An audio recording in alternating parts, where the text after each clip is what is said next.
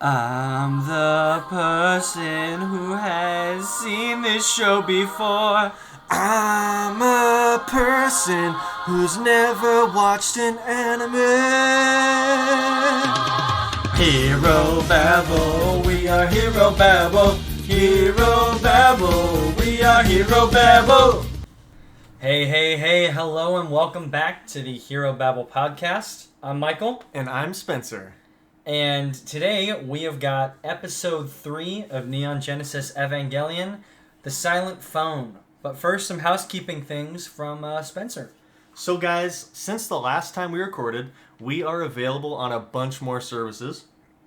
We are now available on Apple Podcasts, YouTube, Spotify, SoundCloud, Facebook, and a bunch more that you can find by clicking on our Anchor link, which we've posted onto Facebook. So we're on pretty much everything you guys could possibly want to watch us on or listen to us on, and we're really excited about that. And not only that, but we'll also have a link tree in every description of wherever you listen to our podcasts, with the exception of maybe Spotify or Apple, because we can't put them there. But if you're ever curious about our other social media platforms, like Facebook, YouTube, we just started a Twitter. Feel free to follow us on all of those, and, we'll be posting there and kind of keeping you guys updated on what we have going on. So guys, it's honestly been crazy. This is the most downloaded podcast that we've been a part of in the last week. You want to let them know the view count? I don't know it. 25. Hey! That's pretty good. That's what you love to see, that, especially when, truthfully, this is what I'm excited about. Our first trailer episode where we were just talking about the show, that had 25 listens, but then our 45-minute debut episode also has 25. So I think that's pretty good retention. Yeah, we're attaining some pretty good levels of our audience. And you mentioned we have 2 listeners from the Philippines. Yeah, so shout out to you guys. If you're still listening, we love you, Philippines. Yeah, we love our international listeners. We're going to take this thing worldwide, and frankly, it's just great to know that we have listeners out of the good old US of A. It's been tough for me adjusting to being a celebrity now. Yeah, people recognize me on the I can't even say it. Man, my mom talks to me again. Yeah. Oh, that's really good. I'm glad that this anime podcast mended the... We've melded things. One thing I wanted to mention, since we are on Apple Podcasts, if you guys leave us a 5-star review on Apple Podcasts, we would be happy to read that on the show. Yeah. And we would really appreciate those ratings from you guys.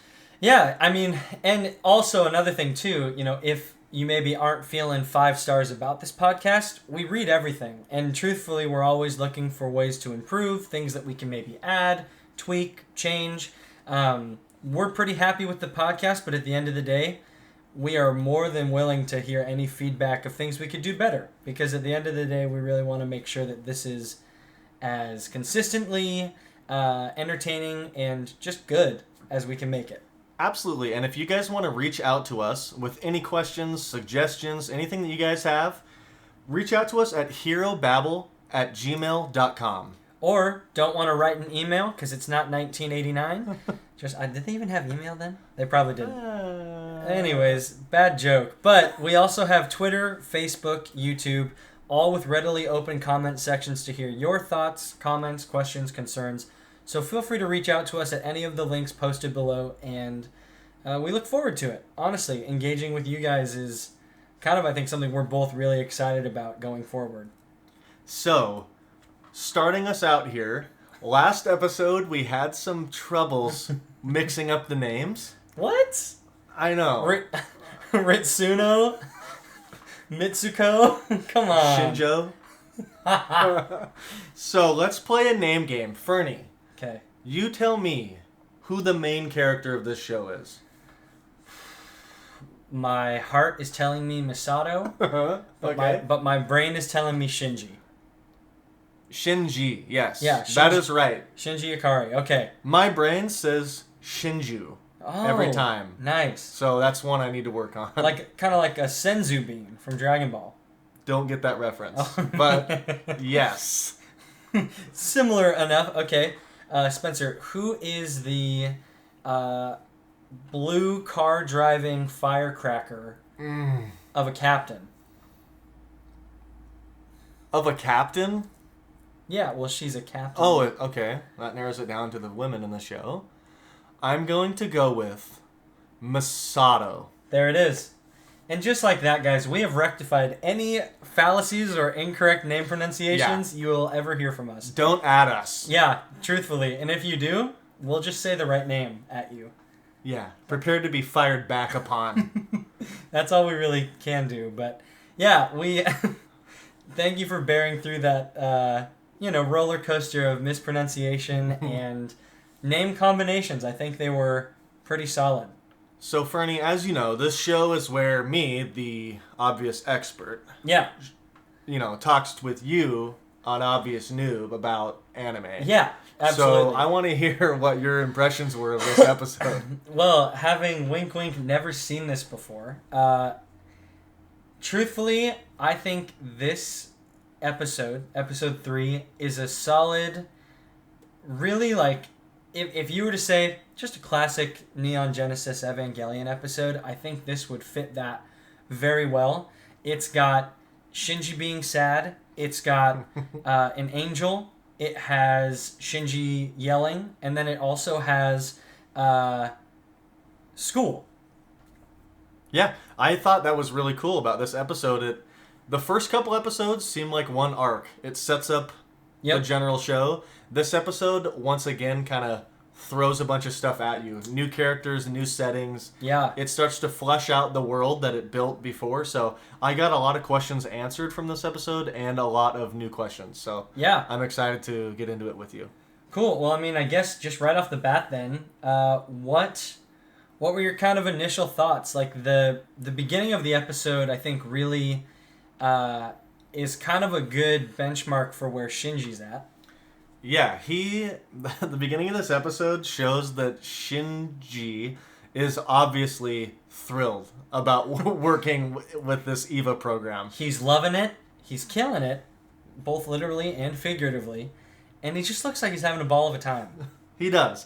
I did enjoy seeing this because, when we first saw Shinji in the mech, it was kind of him learning it for the first time. So now we get to see them, okay, we've passed like our first initial test. Yeah. Let's get some training in. Let's have you actually learn what the hell to do when you risk your life to save humanity. Yeah. And so we see him like kind of tirelessly doing simulations with guns the size of skyscrapers, and they're kind of watching him and judging him and teaching him how to actually be effective fighting the angels. Yeah. So that was cool.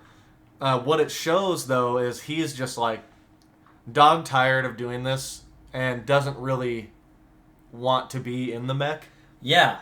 Oh, I think it's interesting you say dog tired, because for me it almost just kind of looks like he has his brain turned off and is kind of just tuning out everything other than the simulation in front of him. Because when he keeps repeating and I wrote it down, the target in the center, pull the trigger. Target in the center, pull the trigger. As he keeps repetitively shooting the same mock angel.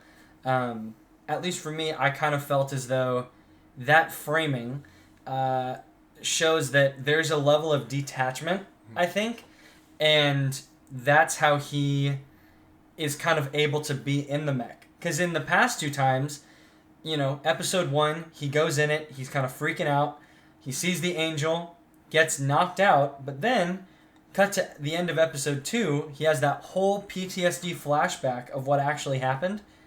And it wasn't really him in control. It was the Ava kind of overriding him and acting out, I guess, what his maybe will wanted. But then you cut to this, and it's like, okay, well, I'm in the mech.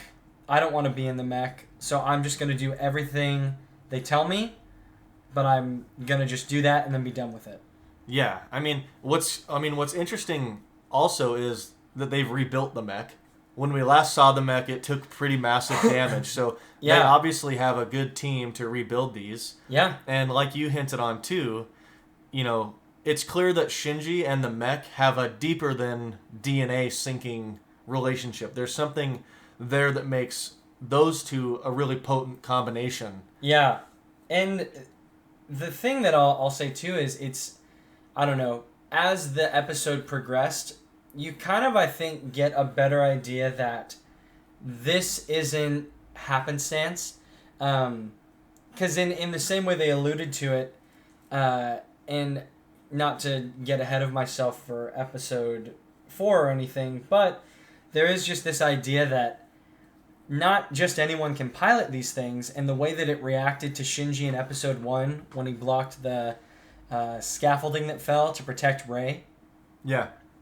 There's this idea that, okay, this is more than just like I am moving some joysticks in a cockpit and that's the end of it. And so I'm really interested in seeing how you react to the coming episodes as we learn more about the Evas and the pilots and all that. I'm very interested in this. It hits on that like a little bit of sci-fi that I really enjoy. Yeah. Because it's clear that these aren't just a robot suit that he's controlling. They themselves have some sort of sentience to be able to, do what they do too. There's almost a human element to the robots that was hinted at. Yeah. From that kind of eye-opening literal scene.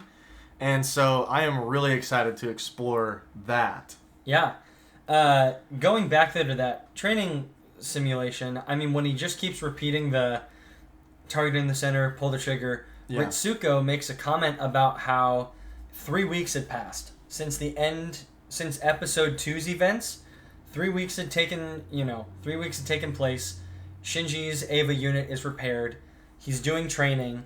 And then one of the people in that command center goes, wow, he's just kind of doing the same thing. Like, is he okay? And Ritsuko makes a comment and she goes, he does what he's told. That's how he gets through life. It's funny. My dub said it differently. Really? What did it say in the dub? Shinji is the kind of person who does what he's told. Wow. But I mean, they're the same. They're basically saying this is a guy that he's a total follower. He doesn't think for himself. Yeah. And I think that was kind of a burn. It was kind of a dig on him being an independent person. That's interesting. I kind of thought, I don't know. I don't know if I like that. I don't know if I like the change, because the way that it's said here, it's basically calling on what Shinji's actively doing, detaching himself from everything else and just doing the stuff he's told in the mech. He's being a good soldier. But he's also doing it because if he does anything else, he mentally, I don't think, could take it. Yeah. Whereas that makes it seem like, Shinji doesn't care. He just does what he's told. That's how he gets through life. I don't know. To me, it was also kind of like them saying, he does what he's told, and that's why he's here, and that's why we're using him. Yeah. Like, as if to say, his purpose here is not to have any thought. Mm-hmm. We decide what he does, and he just does it. Yeah. And to me, that struck me that, like, maybe this whole nerve organization, even though he's Gendo's son, that he's just a means to an end. Yeah. Well, and I mean, truthfully, in the way that they showed Rei in episode 1, which it's kind of crazy. She has little tiny appearances in episode 1. I don't know if she appears in episode 2, and then she's briefly here in episode 3. Mm-hmm. And as far as we're shown, she's the only other pilot. And when she's first shown in episode 1, she is on death's door. And in episode 3, she still is, she's got an arm in a sling, a broken arm, an eye patch. Yeah. And so I think it's a duality of it, because like you're saying, he's a means to an end, he does what he's told, this is his thing. But what other option do they have? I mean, they have Rei. We haven't gotten to see her in an Eva unit yet, but I don't know. There's a part of me that's kind of like, I think that whole idea of he's a means to an end is very much prevalent. Because, I mean, in the outburst he has at his dad when he's like, why am I here? Why'd you call me here? What's going on? Like, why? But he never gets an answer other than, are you going to get in the robot or not? And I think that really drives home just this idea of, if everyone else is just going to expect him to do the one job and that one job only, I think it's fair that he just shuts himself down and just does that one thing and gets it over with. Because he doesn't like it. And the thing, though, that I take issue with is he doesn't owe these people anything. They act like well, because you get to be in this mech and save society, that you owe us your obedience. Yeah. When it's not like they necessarily forced him to do it, but they made the decision pretty much like, you either do this or humanity's dead. Yeah. So it's kind of weird. It's like he kind of has them by the balls, but they kind of have him by the balls. Yeah. No, I think you're spot on, and I think that's probably part of the other reason why there's so much of a detachment in Shinji. I mean, you're thrust in a scenario where you're already kind of an other. You don't fit in with Nerve. You don't know anyone in Nerve that well. You don't even know your dad, who's the head of Nerve. And you also, have been thrust into this role of responsibility that you didn't ask for. No one has explained its significance, the overarching thing about how, this'll... other than defeating an angel and saving lives, you have no other real reason to go off of. So I empathize with Shinji. Oh, totally. I'd turn my brain off too.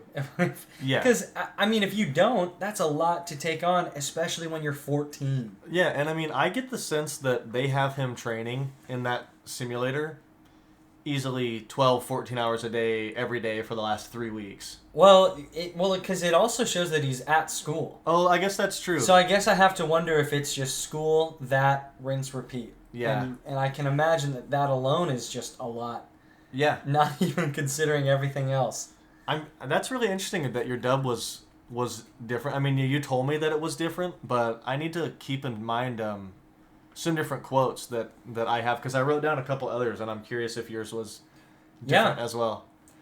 So the next thing that I kind of put in here is just, you cut back to Masato's apartment. Yep. And Shinji's kind of checking on her like, hey, I'm basically gonna head to school now, or whatever he's doing.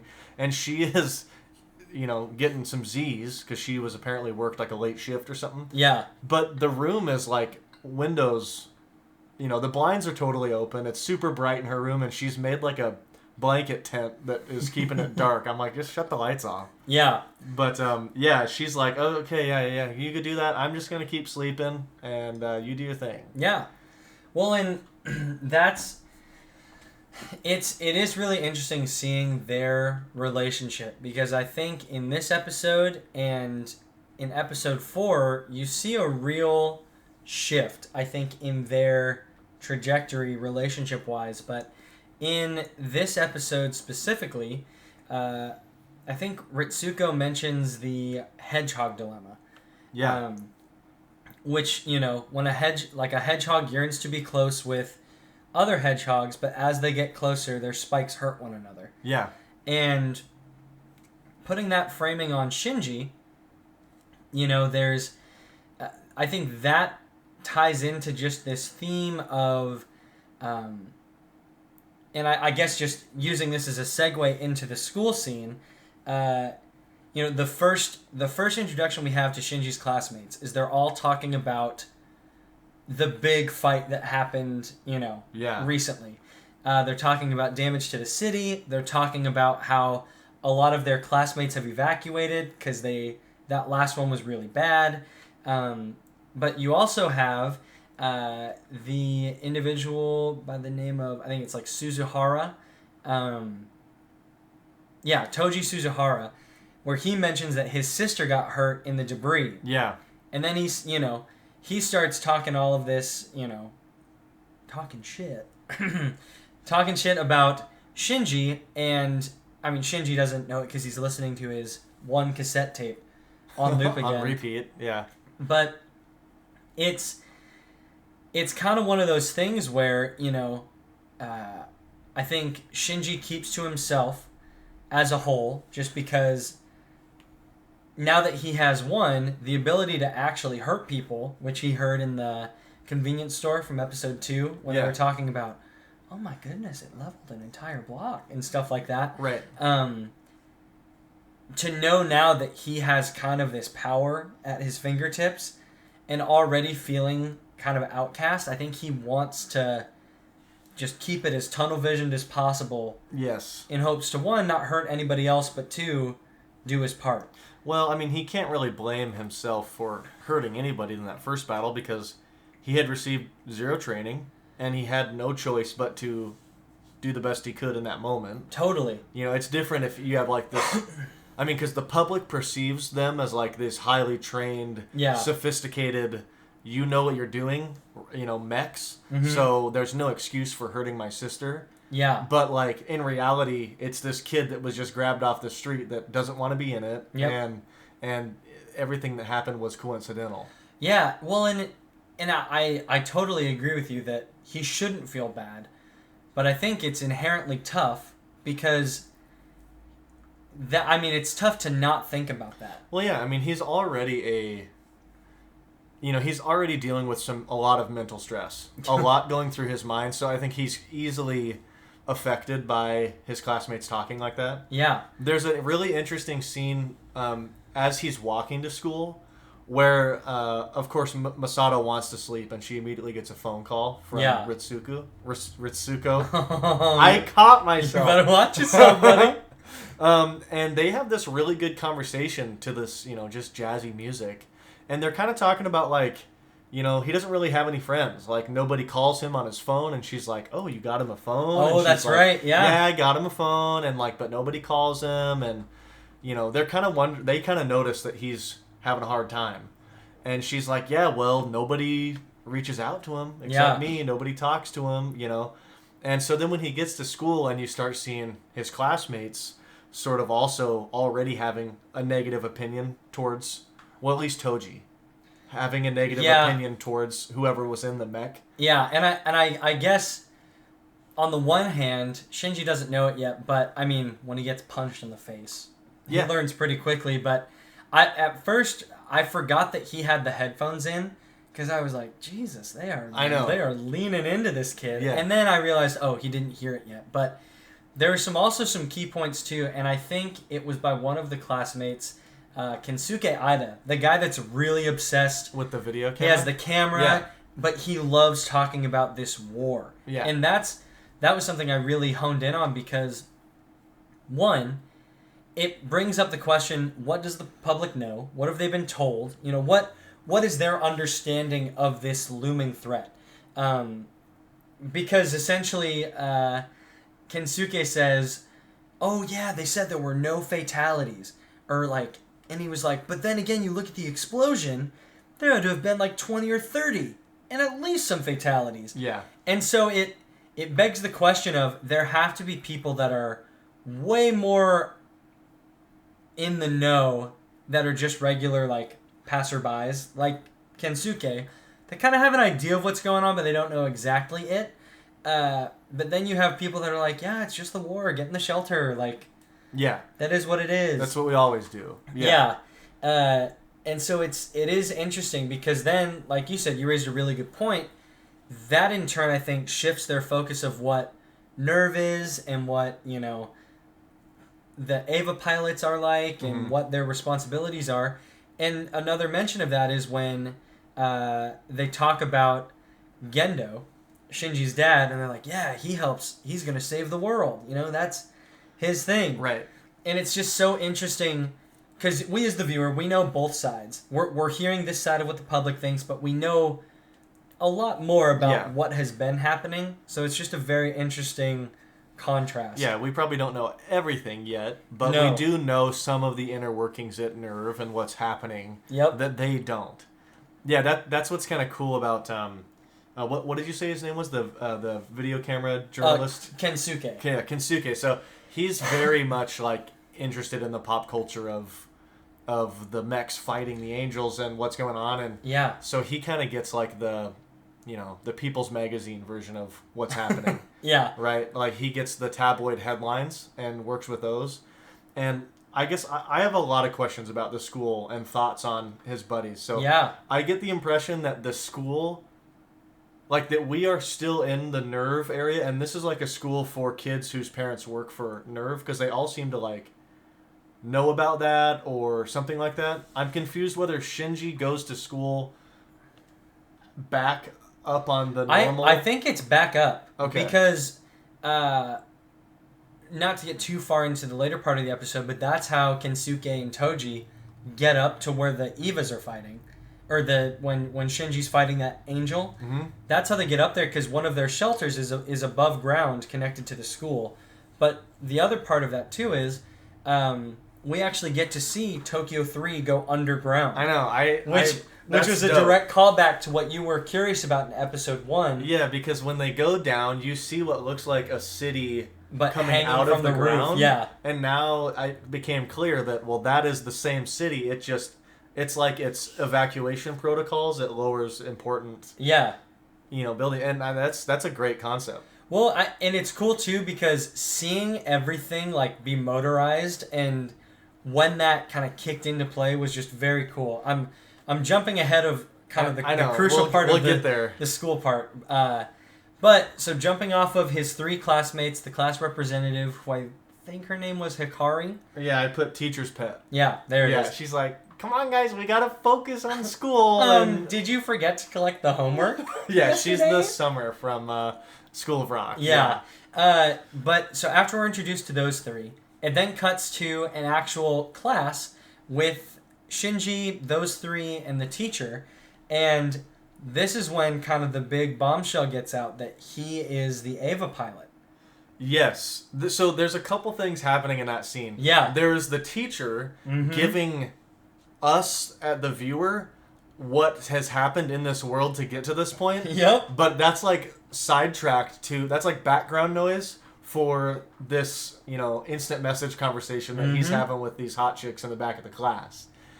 So like Shinji's boner's doing some talking on the computer while the teacher is giving us like really good information.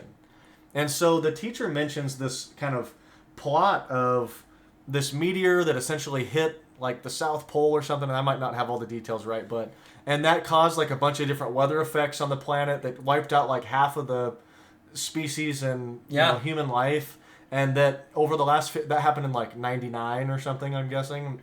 And then over the last like 15 years to get to this point, humanity has slowly rebuilt itself, and that makes sense because throughout the show, like you'll hear Masato mention like, like we're starting to hear more birds again, or like we're starting to hear different things again. So it had hinted on the fact that there was this like apocalypse, like a cataclysmic event, right? And now we're actually getting the details. Now my question is, I don't necessarily believe all of that, because one of my big questions I have that I think any viewer would have is what the angels are, where they come from. My theory, I have a couple of them, but I'm thinking that they could be aliens. Okay. And this meteor could create an option where a meteor lands and releases these alien beings onto our planet that ravage the planet. And maybe what the media told everybody is, oh yeah, these weather effects and all these different things. But in reality, it was these creatures.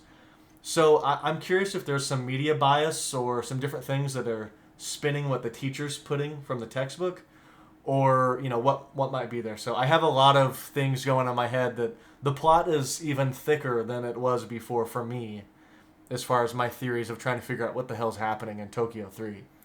Interesting. Did you by chance hear him make mention of the second impact? Yes, I put that in quotes. Okay. The second impact is the event that he's talking about. I want you to remember the name of that event, because you're tugging on some threads here that I think you'll be happy with your end discovery. But it makes me question what the first impact was.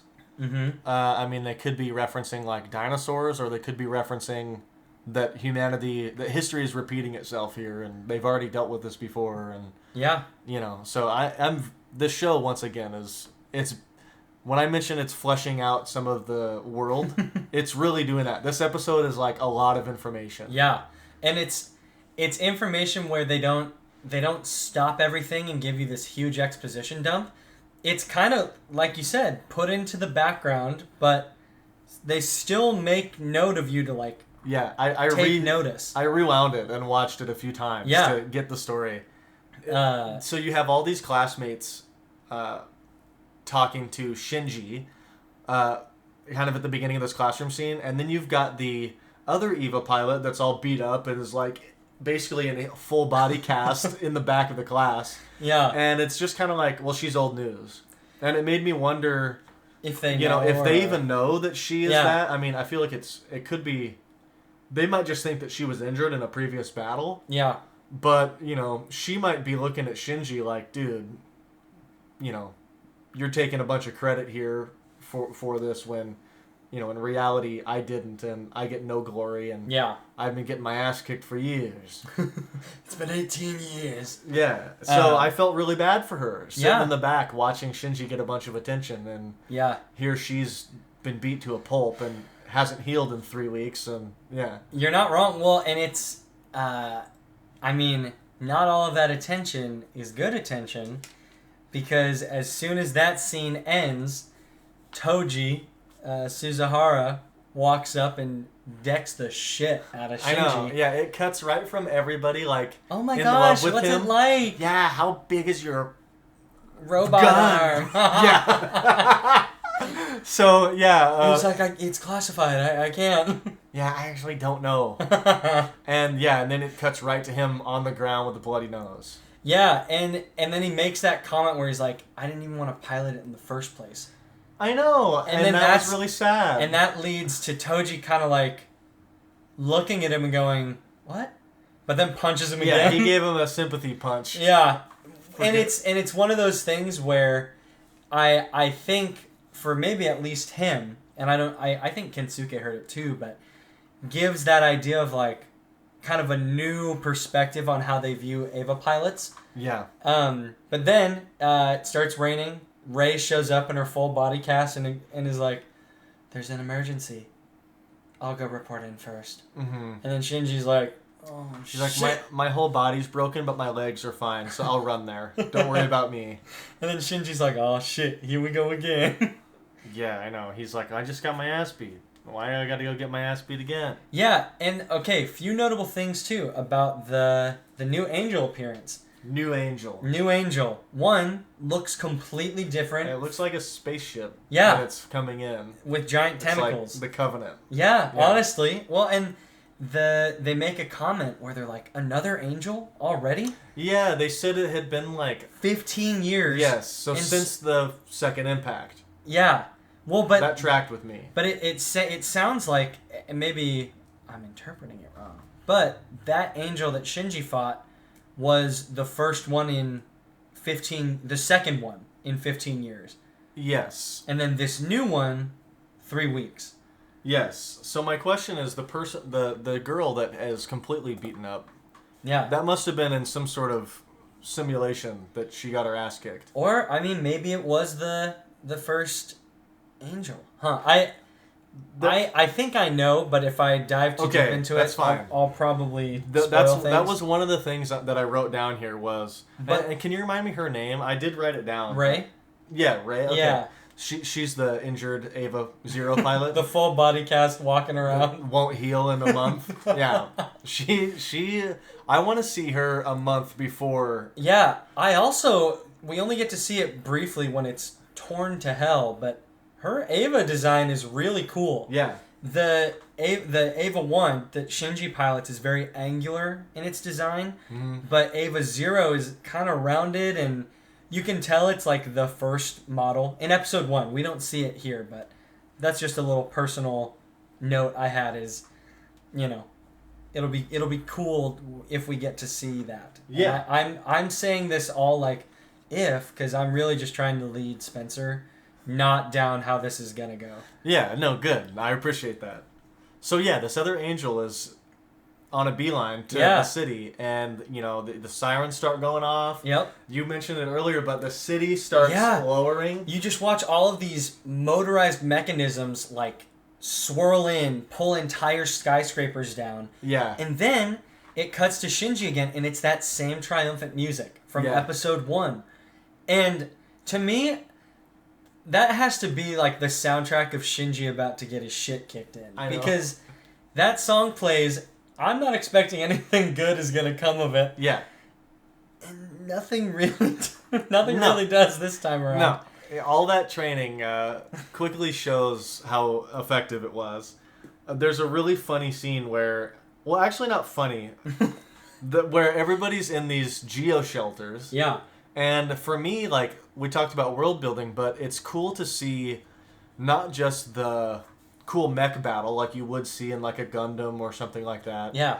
But you also see like the civilian side. Now that we've met some, they're keeping up with that story. You know, you see the kind of journalist kid and the bully, Toji, you know, chatting it up down below wherever they evacuated with all their classmates. And Yeah. they're kind of like stuck there, and you know, but it's cool to see the hero's journey and the commoner's kind of journey too. Yeah. Well, and now you get a question answered that you maybe had initially, where it was like, what are these other people doing? Like, where is all of the like, where do all the civilians go? And you get a direct look into what that looks like for them. It once again raises the question to me, and why in the first episode is everybody evacuated, Monster moving towards the city, and Shinji's on a payphone by himself out in the open?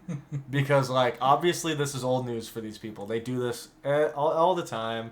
But hey, if it was 15 years... See, but it doesn't track in my brain that that's true. Yeah. Because they're so ready for this. Yeah, but think, are they ready for it because it happens often? Or are they ready for it because they saw how bad it was the first time? Sure. But I mean, like, the kids in the classroom, they're so familiar with the Evangelion units and the suits, and at least the one kid, at least the journalist kid is. He's obviously... you're calling him a journalist? I think, well, he's got a camera. He's going to get a Pulitzer? I hope so. For him. His Yeah. sake, he's willing to risk his life for that. At the Yeah. end of this episode. And not just his life. Yeah. Toji's. There's this great quote where the angel's moving towards the city, and they're shooting all these guns at it, and a guy goes, "What a waste of taxpayer money," or whatever. And I'm like, oh, that's so true. Yeah, I mean, well, and of course it's the guy that's Gendo's right-hand man. Yeah. Who, I'm going to guess, has similar knowledge to what Gendo knows. Mm-hmm. And funny enough, Gendo is out of town. That was another thing that I was He just took a questioned little about. Palm Springs vacay. I know. Interesting. Convenient. I think not. He's just piloting the other angel the whole time. Yeah, they mentioned that his dad's gone, and then Shinji has... I wrote another quote in here, so I'm curious if your version might have been different. But Shinji says, "My father's not even watching. Why do this while I'm getting punched in the face for it?" As he's in the mech about to go fight again.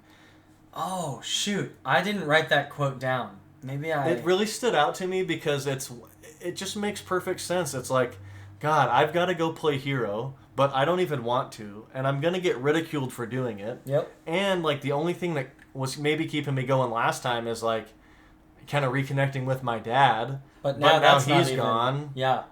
So it's just like, what am I risking my ass for here? Mm-hmm. And that plus all the depression that he's been dealing with made for a really, like you said, the music is bomb, and he's just like so sad. That plus the depression. He is really depressed in this episode. Oh, well, and it's exactly for like all the reasons you listed. And I can't remember the exact quote, but he does say something like that as he's going up to the surface, and you just really kind of take into account this feeling of like, man, this is like the worst trade deal of all time. Right. And what's brilliant about this show is it cuts from the depth of that scene to a scene where his classmates are just taking a piss. Yeah. And then that's when Kensuke hatches the plan of like, you gotta help me get out there, man. I I gotta see this. Yeah, they go up to the teacher's pet. Hey, we gotta take a leak. Is that cool? And she's like, you could have done it before. And then they're like, but my bladder. Yeah. And so then they get the go-ahead. Right. And it scrolls past like so many urinals. Yeah. On the way to them. And I'm like, brilliant.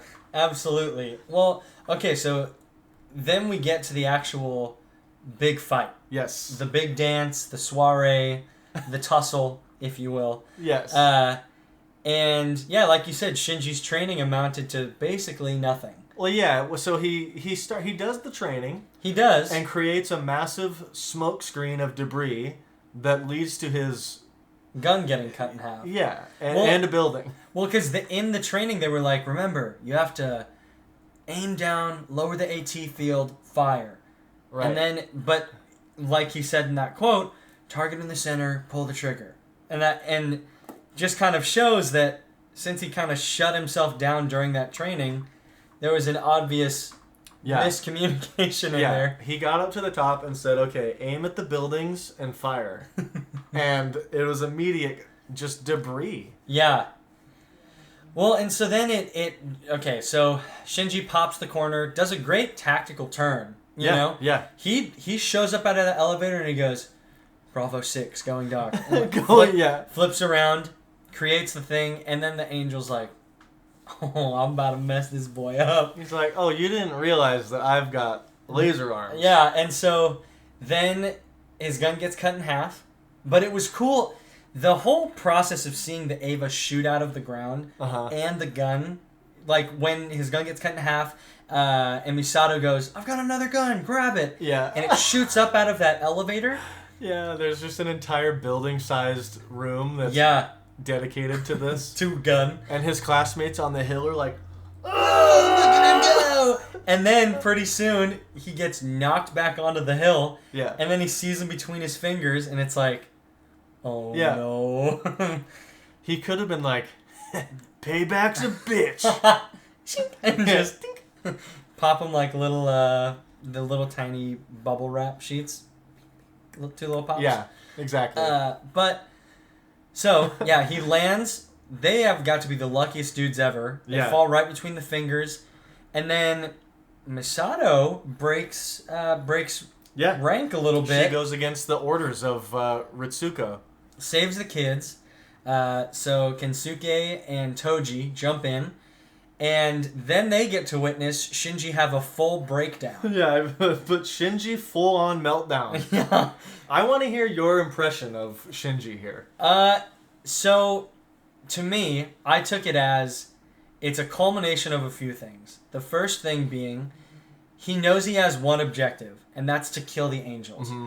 2, I think there's an underlying fear that if he doesn't accomplish what they ask, he's going to get reprimanded. And he doesn't want to get in trouble because I think he has this complex of he wants to do as he's told and not let anyone down. And then as such, like, no one will seek him out. Kind of then he can just show up, do his thing, go home, call it a day. And so I think it's a combination of he didn't want to fail.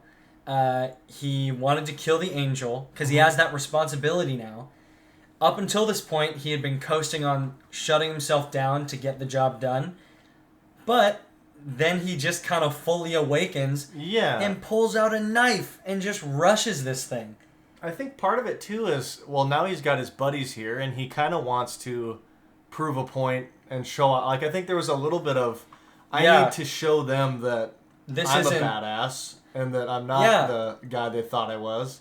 I don't know if he'd ever admit to that, but I do think that there was, a little bit of, these two can kind of see me now, and one of these guys punched me in the face for doing exactly what I'm doing now. So, like, I'm going to end this. Yes. And I will say, though, what a metal way to take out a giant angel. Just with a charged up AT field knife. I know. I want to see a clip of the voice actor just screaming for 15 seconds there. Yeah. Well, and speaking of what lies beneath, when we were talking about the Eva earlier, when he looks at the hand, I think the hand is really what set that freak out off. It like reminded him that there's something under this, and then it, I think they're like linked somehow, and they're a team. I truly think that might have been the tipping point. Because then he yells, stabs the like in the eye or something. Yeah, it looked like there was a red, or it was like a red orb in the chest. Some sort of sac. That he got, and then fade to black. Right, it's like a stalemate.